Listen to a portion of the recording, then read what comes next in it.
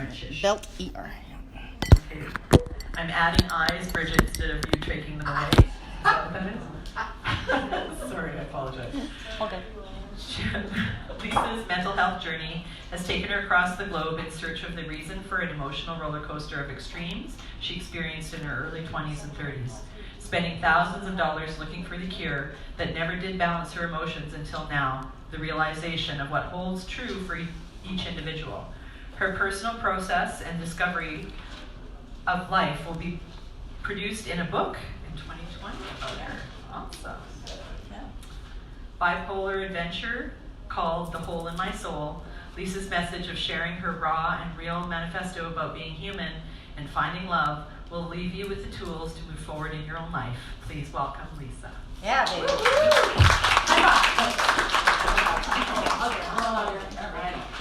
I'm a lover. Is this good? Can you hear me? Speak higher.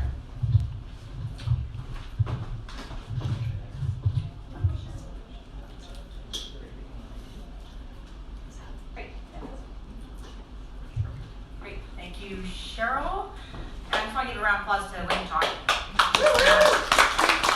They're awesome. I've never felt so empowered as a woman to come out and speak. And this is my second talk. I did one last year in July, and I got a real big buzz off of it.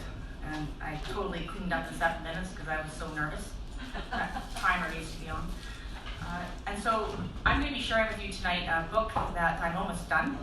It's called The Hole in My Soul, and it's a bipolar journey of hope and healing. And I am almost 50, and so in my 20s I got really depressed.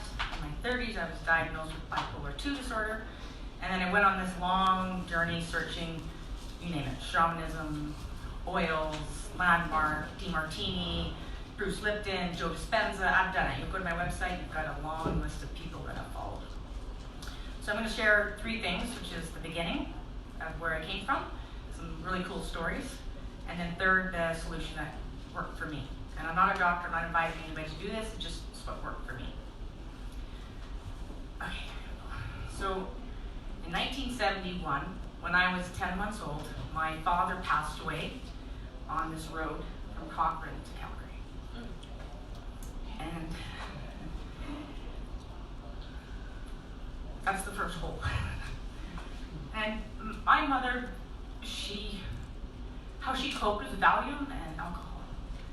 And so for the next 17 years, we lived a life of many boyfriends, many disruptions, many police, 2 suicide attempts, 2 moves one to England, 1 to San Francisco, 2 failed marriages, and lots of disruption in our home.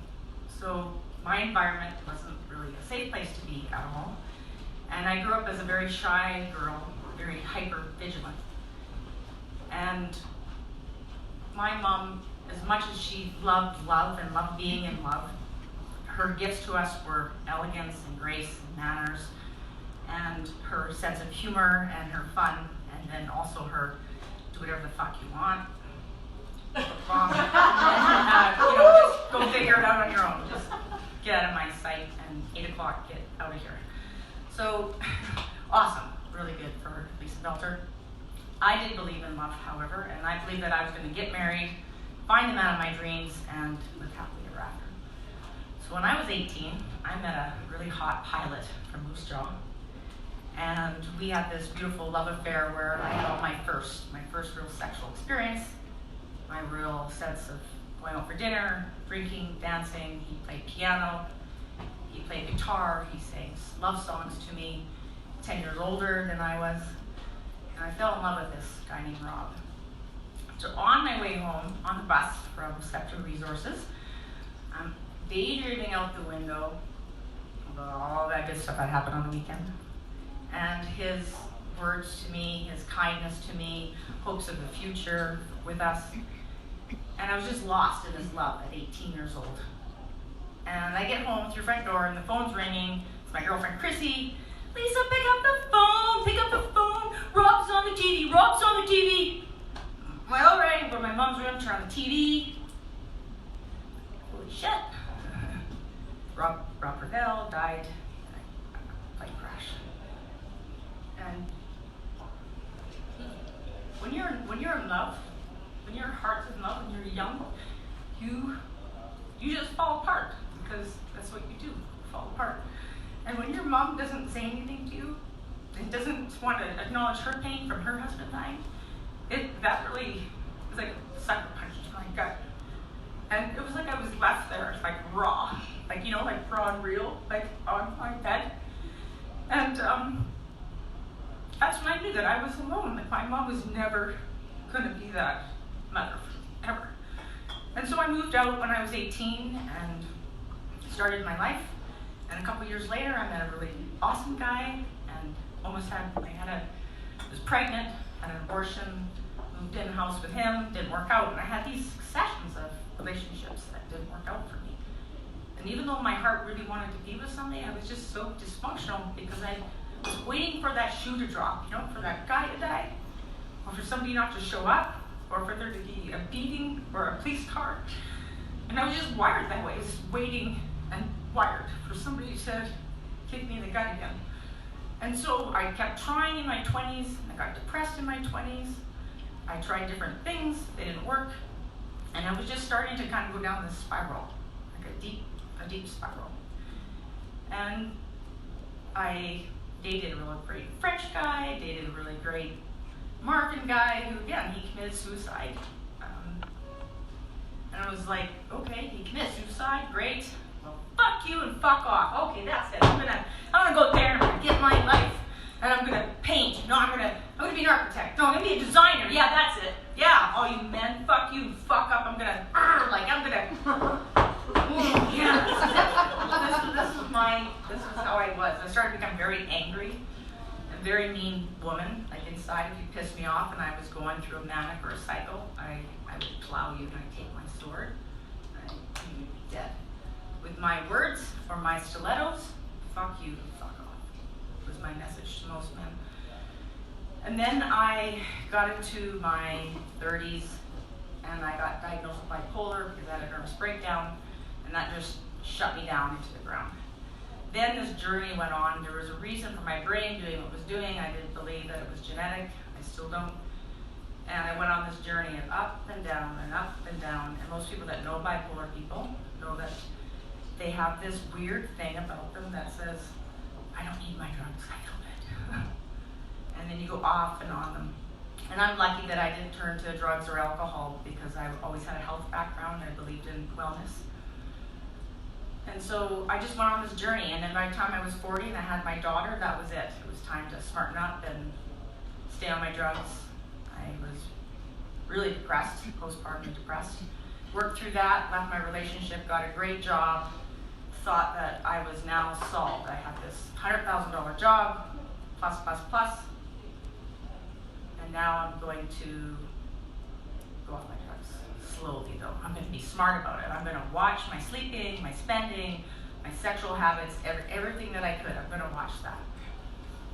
And so I take a whole year very carefully crafting this plan until relationship goes down, fuck you, fuck off, and I tell my boss exactly what I think of him. Not cool. I mean, I had a right to, but it was how I did it.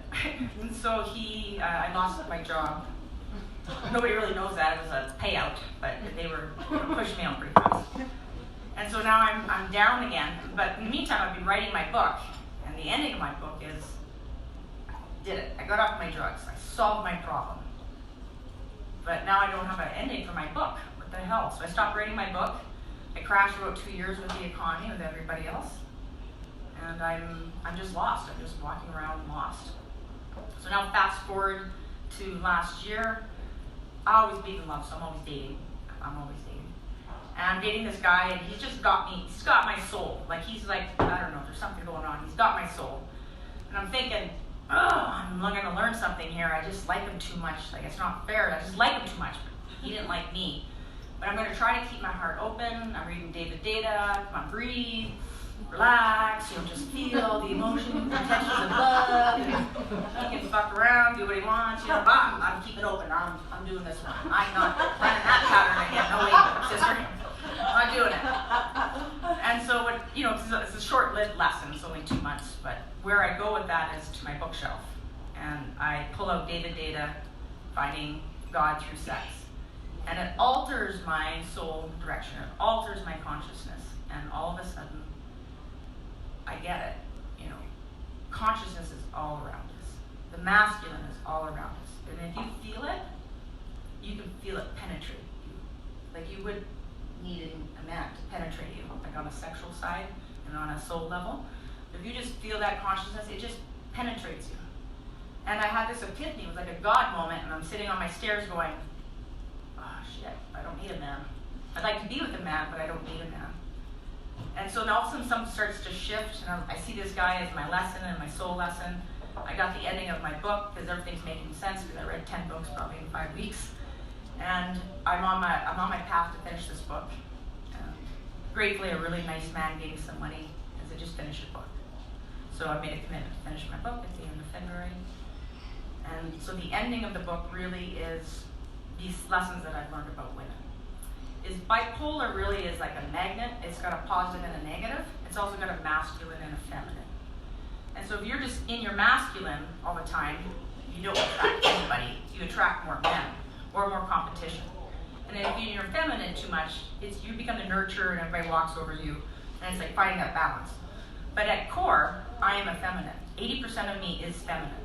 So if I go around and close my core, and if you look around the room, you'll see this. If you look around right now, if I took a snapshot, everybody would be like this. And what it is that we never open up our hearts, we never open up our chest, we never relax our jaw. It's this constant, better not say anything, better not say now, better not say how you're feeling, better hold it all in. And so it's this practice.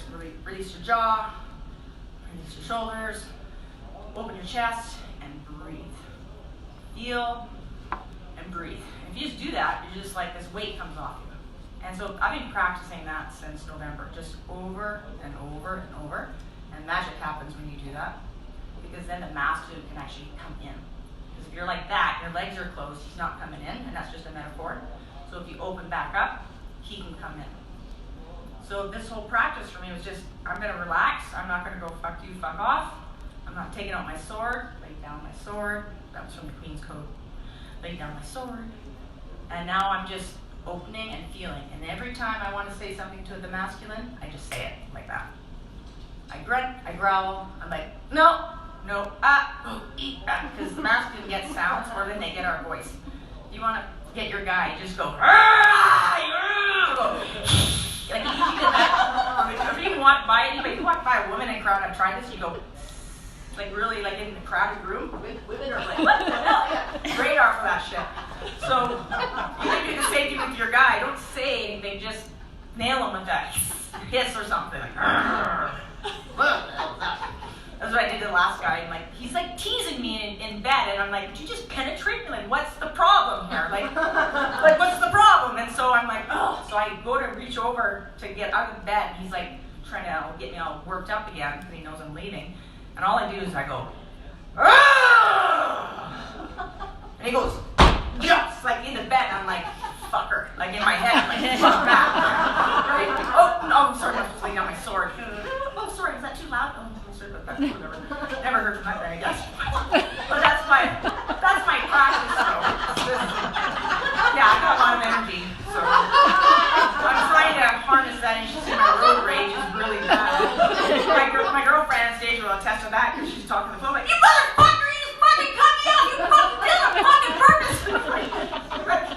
Relax. I'm a number 2 this year. I'm just patience right now. So I'm going to learn some patience and calm the fuck down. So you can see how my energy. Can you imagine if I was manic and out in the public? Like I'm bad, like evil, like bad person. Like shit happens. I love it. Yeah. So now it's like I'm learning to kind of harness my energy a little bit better.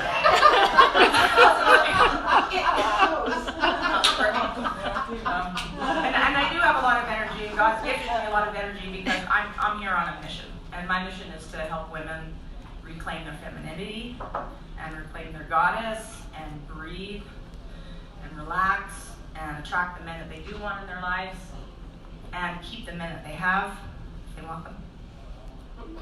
married acting, single acting, married forever. And so that's the whole practice. And I have lots of proof. I can go anywhere, any bar, sit down. I know you're probably gonna say, oh, she's cute and attractive, so it's easy for her. But it's not true. If you got this snarly growl on your face and this is your body language, oh yeah. No men like me, I don't like anybody. These guys are just losers. I haven't met anybody that I like. I never attract anybody. Well, what the hell? You attract a cardboard box, that's about it. So the whole practice is to go out and breathe. Sit, breathe, relax. Oh, the other book is called Pussy. It's awesome. Regina Thompson-Howard. Oh my God, you have to get this book, Pussy. It looks like masturbation. Does everybody know the 130? Who knows 130? What 130 is? My mother's here. I'm not talking about Does anybody know what 130 is? Oh my God. I'm going to share this with you because I got 5 minutes left. I was just reading this book last week and I'm like, fuck me. What? Jesus Christ, I'm almost 50 and I just 130? Oh, God damn it. Let me try that. So 130 is if you look at your clitoris, at 130, the spot on your clitoris at 130, if you pull back your hood with your one hand, pull back your clitoris hood, not your hoodie, but your and you hit the 130 spot, you're in a whole other stratosphere, woman. And I was like, whoa, I've masturbated before, but I was like, what the hell? It's kind of like a mini penis, if you just stroke it, it's like awesome. So I challenge you to go home and find the 130 tonight. Teach your husband even better. Pull back the hood. I never knew that. You was always not doing that. And so that's a big gift. Regina is a big gift to us women. She teaches a course in New York and to enjoy our sexuality. To enjoy our, yeah, right? Our sensuality. Get it on, get it on. So I'm going to play a song for you because my name, I got to dance for you. And if you want to dance too, that's awesome. But my name is Lisa Marie for a reason. My mom named me after Elvis Presley's daughter. So I know about every Elvis song there is. I could sing you if you're looking for trouble, you came to the right place. Are you looking for trouble? Just look right in my face. I was going to stand up and talk back. Oh, me and I run. Whoa, that's all. But I have to stop my Facebook Live because